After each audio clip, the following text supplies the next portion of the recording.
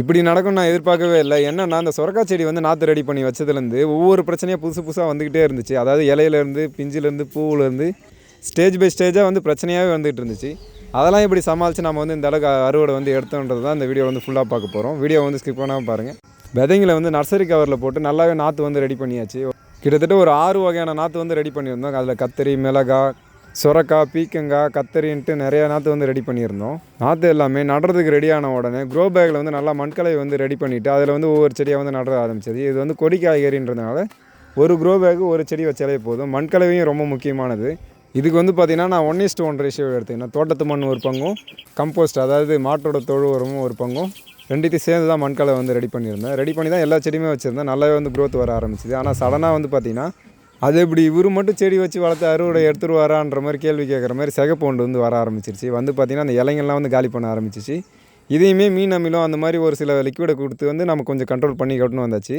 அதுக்கப்புறம் செடி கொஞ்சமாக வளர ஆரம்பித்த உடனே நம்ம வந்து கம்பு நட்டு அதுக்கு வந்து மரத்தில் ஏறுற மாதிரி, அதாவது பந்தல் போடாமல் நம்ம மரத்தில் ஏற்றி விட்டுலான்ட்டு அதுக்கு கொஞ்சம் ரெடி பண்ணது. ரெடி பண்ணி பார்த்திங்கன்னா செடியுமே நல்லா க்ரோத் வந்துச்சு. ஒரு 6லேருந்து 7 நாளுக்குள்ளே பார்த்திங்கன்னா நம்ம கட்டின கம்புலேருந்து கொஞ்சம் கொஞ்சமாக செடி வந்து படர்ந்து மரத்துக்கு வந்து போக ஆரம்பிச்சிது. அது மட்டும் இல்லாமல் கொஞ்சம் கொஞ்சமாக அந்த மொட்டுக்களுமே வந்து வர ஆரம்பிச்சிது. இந்த வாட்டி கொஞ்சம் முன்னெச்சரிக்கையாகவே இந்த மாதிரி வந்து சிகப்பூண்டு தொல்லைலாம் வரக்கூடாதுன்றது 2வது ஒரு டைம் மீன் அமிலம் ஸ்ப்ரே பண்ணேன்.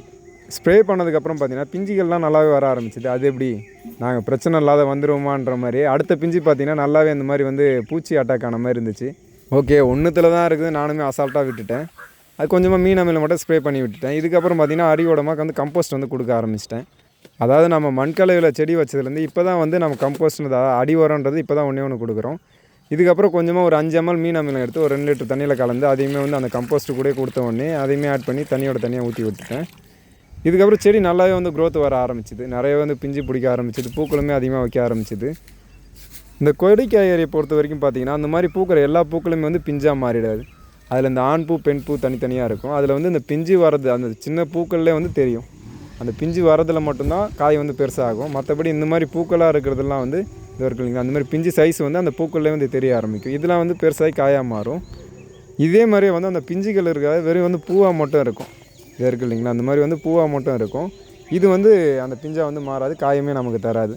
இது கொஞ்சம் நாளைக்கு அப்புறம் இந்த மாதிரி காஞ்சி போய் அதுவாக வந்து கொட்டிக்கும். அதனால் பூக்கிற எல்லா பூலேருந்துமே நம்ம காய வருமானு கேட்டிங்கன்னா அதுவும் இல்லை.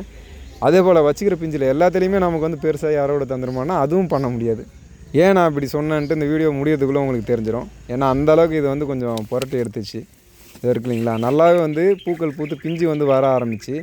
இந்த மாதிரி அந்த வண்டு ஃபஸ்ட்டு நீங்கள் பார்த்தீங்களா ஒரே ஒரு பிஞ்சில் இருந்துச்சுல்ல, அந்த ஒரு பழைய தான் வந்து இந்த மாதிரி வந்து பிஞ்சுங்கள் உள்ளே போயிட்டு எல்லா பிஞ்சுமே இந்த மாதிரி கருக வச்சிருது. இது வந்து ஒரு பிஞ்சோட நிப்பாட்டல, ஃபஸ்ட்டு வந்து ஒன்றோடு இருந்துச்சு. இப்போ பார்த்தீங்கன்னா எல்லா செடியிலையும் இது இந்த பூசணி இருக்குது இல்லைங்களா, கல்யாண பூசணி, அந்த செடியும் வந்து விட்டு வைக்கல. எல்லா செடியிலையுமே இந்த ஒரு பிரச்சனை வர ஆரம்பிச்சிது. கொடி காய்கறிகளும் மோஸ்ட்லியாக வந்து இந்த பிரச்சனை வருது போல். நான் இந்த டைம் தான் ஃபஸ்ட்டு வந்து சொரக்காயில் எனக்கு இந்த அளவுக்கு பிரச்சனை வந்த மாதிரி தெரியல, நல்லாவே வந்துச்சு. அந்த சொரக்காய், அந்த குண்டு சொரக்காயில், இந்த சொரக்காயில் வந்து ஏகப்பட்ட பிஞ்சு வந்து டேமேஜ் ஆகிடுச்சு. அதுக்கப்புறம் பார்த்திங்கன்னா அந்த கருவாட்டு பொரி வைக்கலான்ட்டு ரெடி பண்ண ஆரம்பிச்சிட்டேன். கொஞ்சம் வந்து அட்டாக் வந்து ஹெவியாக இருக்குது, அதனால் ஒரு 4 எம்டி பாட்டில் எடுத்து வச்சுக்கிட்டேன். இந்த ஒரு மெத்தட் பார்த்திங்கன்னா நல்லாவே ஒர்க் ஆச்சு. அந்த எம்டி பாட்டிலில் பார்த்திங்கன்னா ஒரு 4 சைடு மட்டும் ஹோல்ஸ், அந்த மூடியிலேருந்து கீழே கார்னரில் வந்து ஒரு 4 சைடு மட்டும் ஹோல்ஸ் போட்டு வச்சுக்கிட்டேன்.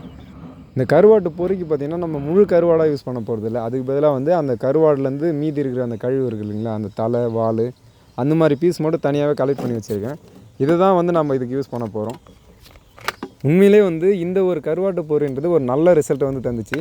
நான் வந்து இது அட்டாக் ஆகிட்டதுக்கப்புறம் தான் இதை வந்து ரெடி பண்ணி வைக்க ஆரம்பித்தேன். நீங்கள் வந்து சப்போஸ் காய்கறி செடி வைக்கிறீங்கன்னா, அந்த கொடி காய்கறி வைக்கிறீங்கன்னா ஸ்டார்டிங்லேயே வந்து வச்சுருங்க. அந்த பூ வருதுன்னும் போது அந்த டைம்லேயே வந்து வச்சுருங்க. நம்ம வந்து வைக்கிற பிஞ்சுங்கலேருந்து இந்த பூச்சிலேருந்து நமக்கு வந்து காப்பாற்றிடலாம். இது இருக்குது இல்லைங்களா, கிட்டத்தட்ட ஒரு 5லேருந்து 6 பீஸ் பக்கம் ஒவ்வொரு பாட்டிலையும் வந்து போட்டு வச்சுக்கிறேன். போட்டு வச்சு இதில் தண்ணி பார்த்திங்கன்னா அந்த முழுகிற அளவுக்கு மட்டும், அதாவது ஃபுல்லாக ஊற்றிட தேவையில்ல, இல்லை பாதி அளவும் ஊற்ற தேவையில்லை. அது முழுகிற அளவு, அந்த கருவாடை எந்த அளவுக்கு போட்டு வருமோ அதுலேருந்து ஒரு 2 இன்ச் அளவுக்கு முழுகிற அளவுக்கு மட்டும் தண்ணி ஊற்றிக்கிட்டால் போதும். இந்த ஒரு கருவாட்டு பொரியை பார்த்திங்கன்னா நம்ம ஃபஸ்ட்டு பார்த்தோம் இல்லைங்களா, ஒரு சின்ன பிஞ்சில் அட்டாக் ஆகிருக்கு பார்த்து, அப்பயே நான் ரெடி பண்ணி வச்சுருந்தேன்னா எனக்கு வந்து இந்த அளவுக்கு இவ்வளோ பிஞ்சுகள் வந்து வேஸ்ட் ஆகிருக்காது. அதனால தான் நான் உங்களுக்கு வந்து சொல்கிறது என்னென்னா, ஃபஸ்ட்டே வந்து ரெடி பண்ணி வைக்க ஆரம்பிச்சிருங்க. நம்ம செடிக்கு வராதுன்னு பார்த்தீங்கன்னா கண்டிப்பாக அந்த செடிக்கு வரும். ஏன்னா நட்டதுலேருந்து ஒவ்வொரு பூச்சாக வந்துக்கிட்டே தான் இருக்குது. பெருசாக செலவு பண்ணி இந்த ஒரு பொரியை ரெடி பண்ணோமான்னு கேட்டிங்கன்னா அதுவுமே இல்லை. எல்லாமே வந்து ஃப்ரீயாக இருக்கிற பொருளும் வேஸ்ட்டாக கீழே போகிற பொருளும் மட்டும்தான் வச்சு ரெடி பண்ணியிருக்குது. இந்த மாதிரி எல்லாத்தையுமே வந்து டைட்டாக க்ளோஸ் பண்ணிவிட்டு ஒரு ரோப் இல்லை கவுரு ஏதாவது நூல் மாதிரி எடுத்துக்கிட்டு அந்த செடிக்கு பக்கத்தில், அதாவது செடியை விட்டு ரொம்ப தூரம் இல்லாமல் ஒரு 1.5 அடி இல்லை 1 அடி கேப்பில் வந்து பார்த்திங்கன்னா அதுக்கிட்ட வந்து கட்டி தொங்க விட்டுருங்க. இந்த மாதிரி வந்து தோட்டத்தை சுற்றி ஒரு 4லேருந்து 5 பொரி அளவுக்கு ரெடி பண்ணி வச்சுக்கோங்க. ஏன்னா வந்து இந்த பூச்சி வந்து பார்த்திங்கன்னா எந்த சைட்லேருந்து வரும்னே தெரியாது. மேக்ஸிமம் இந்த பொரி பார்த்திங்கன்னா ஒரு 10 நாள் வரைக்கும் இருக்கலாம். அதுக்கப்புறம் பார்த்திங்கன்னா ஸ்மெல் வந்து வர ஆரம்பிச்சிடும். நீங்கள் கட்டிட்டு ஒரு 4 to 5 மணி நேரத்துலேயே பார்த்திங்கன்னா அந்த சின்ன சின்ன பூச்சிங்கள்லாம் வந்து உள்ளே வர ஆரம்பிச்சிடும். அடுத்த நாள் பார்த்திங்கன்னா மேக்ஸிமம் பூச்சி வந்து ஒவ்வொரு பாட்டிலையுமே வந்து இருக்க ஆரம்பிச்சிடும். அதையுமே வந்து காட்டியிருக்கேன் பாருங்கள். ஒரு செடியிலேருந்து ஒரு சுரக்காய் அறுவடை எடுக்கிறதுக்குள்ளே போதும் நான் அது அந்த பூச்சிங்கிட்ட இருந்து, அதாவது இது கட்டி பார்த்திங்கன்னா ஒரு 2 மணி நேரம் ஆனதுக்குள்ளே பார்த்திங்கன்னா கொஞ்சம் கொஞ்சமாக அந்த பூச்சிங்கள் வந்து உள்ளே வந்து வர ஆரம்பிச்சிருச்சு. ஒரு 4 இடத்துக்கிட்ட ரெடி பண்ணி கட்டி வச்சுருந்தேன். 4த்தில் பார்த்திங்கன்னா 3 இடத்துல வந்து நல்லாவே அந்த பூச்சிங்கள் வந்து உள்ளே வரது வந்து தெரிஞ்சுது. அந்த இன்னொன்று ஏன் வரலன்னா அதை நான் கொஞ்சம் பக்கத்தில் கட்டிட்டேன். நீங்கள் விட்டுருந்தா அந்த சுற்றி கட்டியிருந்தீங்கன்னா உங்களுக்கு மேக்ஸிமம் பூச்சி வந்து கண்ட்ரோல் ஆகிடும். நான் அந்த கொடி இருக்கிற இடத்த மட்டும் சுற்றி வந்து கட்டியிருந்தேன். அது இருக்குது இல்லைங்களா, அந்த சின்னதாக மாதிரி இருக்குது பாருங்கள். இது வந்து பார்த்திங்கன்னா அடுத்த நாள் காலையில் எடுத்தது. மேக்ஸிமம் அந்த பூச்சிலாம் வந்து உள்ளே வந்துருச்சு. அதில் பாதி பார்த்திங்கன்னா அந்த தண்ணி உள்ளே வந்து கொஞ்சமாக செத்துருச்சு. வேறு வழி இல்லை, நம்ம வந்து அறுவடை எடுக்கணும்னா இந்த மாதிரி ஒரு சில விஷயம் வந்து பண்ணால் தான் முடியும். அப்படிலாம் பண்ண மாட்டேன்னு நினச்சிங்கன்னா நீங்கள் பரவாயில்ல, கார்டன் வந்து பூச்சிக்கிட்ட கொடுத்துட்டு நீங்கள் சந்தோஷமாக கீழே போகலாம். அது சந்தோஷமாக எல்லா செடியும் வந்து சாப்பிட்டுக்கிட்டு மேலே இருக்கும். இந்த கருவாட்டு பொரி ரெடி பண்ணி வச்ச ஒரு 4 நாள்லேயே பார்த்திங்கன்னா நல்லாவே அந்த பூச்சி வந்து கண்ட்ரோல் பண்ணிச்சு.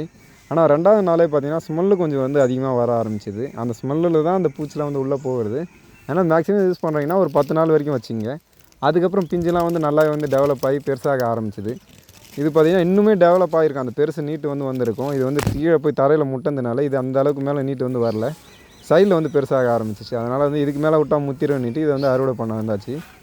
இன்னுமே நிறைய பிஞ்சு வந்து இருக்குது. அதுவுமே இந்த கருவாட்டு பொரி கட்டினதுக்கு அப்புறம் தான் ஓரளவுக்கு இந்த இருக்கிற பிஞ்சுலாம் வந்து தங்க ஆரம்பிச்சிது. அதுவும் செய்யா இருந்தால் இருக்கிற எல்லா பிஞ்சுமே வந்து இந்த பூச்சி வந்து காலி பண்ணிட்டுருக்கோம். இதோட நீட்டு பார்த்திங்கன்னா கிட்டத்தட்ட ஒரு 5 அடி வரைக்கும் வர வேண்டியது. இப்போ பார்த்திங்கன்னா ஒரு 2 அடி அளவுக்கு தான் வந்துருந்துச்சு. அது என்ன ரீசன்னா நான் முதல்ல சொல்லியிருந்தேன், அதுக்கான கேப் இருந்து வந்துச்சுன்னா கண்டிப்பாக அதோட நீட்டு வந்து வந்திருக்கும். இப்போ இந்த செடி பார்த்திங்கன்னா தெரியும், இது சைடில் வந்து பார்த்திங்கன்னா எந்த ஒரு அந்த முட்டுறதுக்கான இடமுமே இல்லை, நல்லாவே வந்து இது லென்த்து போகும். இது அறுவடை பண்ண பார்த்து அடுத்த ஒரு ஷார்ட்ஸில் வந்து அப்டேட் பண்ணுறேன். இந்த வீடியோவிலே ஒரு ஹைலைட்டான பாயிண்ட் என்னென்னா இதுதான். இவ்வளோ காய்கறி அறுவடை பண்ணி வர சந்தோஷம் இப்போ ஒரு சின்ன ஒரு வீடியோவில் வரும் பாருங்கள். பார்த்தீங்கன்னா கீழே வந்து கமெண்ட் பண்ணுங்கள். ஒரு குருவி பார்த்திங்கன்னா அந்த பாவக்காய் பழத்தில் இருக்கிற விதையை வந்து கொத்திக்கிட்டு சாப்பிட்றதுக்கு வந்து எடுத்துகிட்டு போகுது. கொஞ்சம் நேரம் உட்காந்துச்சு, நானுமே வெயிட் பண்ணி பார்த்தேன் திரும்ப வரும்ன்ட்டு. அதுக்கப்புறம் அது கூட்டுக்கு வந்து பறந்து போயிடுச்சு. இதுதான் வந்து உண்மையிலே அப்போது ஒரு சந்தோஷமான ஒரு மூமெண்ட்டாக இருந்துச்சு. நான் வந்து இவ்வளோ காய்கறி வச்சு அறுவடை பண்ணுறதுலாம் இல்லை. அதுக்கப்புறம் நான் அந்த அறுவடை பண்ணுறதே வந்து விட்டுட்டேன். அது எவ்வளோ படுத்தாலுமே விதை கூட அந்த அறுவடை பண்ணுறதில்ல, அப்படியே வந்து விட்டுட்டேன். அது அந்த குருவிங்களோ இல்லை மற்றது ஏதோ சாப்பிட்டு போகட்டும்னுட்டு. இது மட்டும் இல்லாமல் இந்த காசி தக்காளி, அப்புறம் பார்த்திங்கன்னா வெண்டை எப்படி நம்ம வளர்த்து அறுவடை பண்ணோன்றது எல்லாத்தையுமே டீட்டெயிலாக வந்து சொல்லியிருக்கேன்.